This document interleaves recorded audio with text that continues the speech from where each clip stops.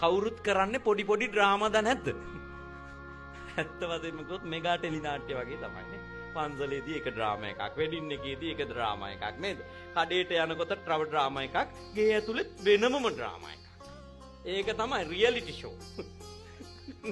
ගේ ඇතුලේ තමයි රියැලිටි ෂෝ එක තියෙන්නේ. යථාර්ථවාදීම ඩ්‍රාමා එක කටවල් වල හඬනේ. මට හරි අත්දැකීම් ලැබෙනවා.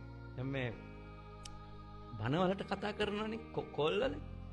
ඉතින් කෝල් එක ඩයල් කරන අතරතුරෙත් මුන් රණ්ඩු වෙලා. දන්නේ මම ෆෝන් එක ආන්සර් කරලා කියලා.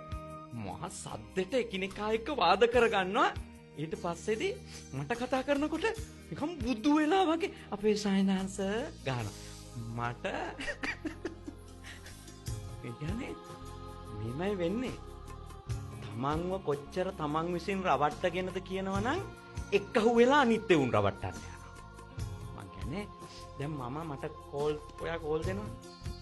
ජීවිතේට නමෝ බුද්ධාය තෙරුවන් සරණයි ගාගෙන ආන්සර් කරලා තියෙද? හෙලෝ කවුද? මොකද්ද ප්‍රශ්නේ? එහෙමනේ කියන්නේ. ඒ තමයි නැචරල් මං.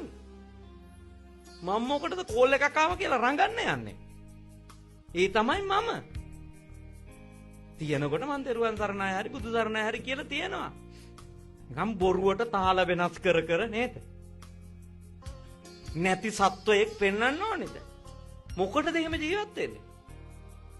හැබැයි ඇත්ත ජීවිතේ මලයක් වගේ නමෝ බුද්ධාය ගගයි කියන. නේ? කරුණාවක් නැහැ, මනුස්සකමක් නැහැ. නේ? ඉවසිල්ලක් නැහැ. අනිත් මනුස්සයාගේ දුක තේරෙන්නේ නැහැ. ප්‍රශ්නේ තේරෙන්නේ නැහැ. නේද? ඔබ වෙනස් වෙන්න පිංගත. පතිරූප දේශේ දෙයියෝ දෙන්නේ නැහැ. පතිරූප දේශේ බුදුහාඳුරෝ දෙන්නෙත් නැහැ. බුදුහාඳුරෝ පාර කිව්වා පතිරූප දේශේ හදාගන්න. ඒක අනුගමනය කරන්න. ලස්සනට ඉන්න.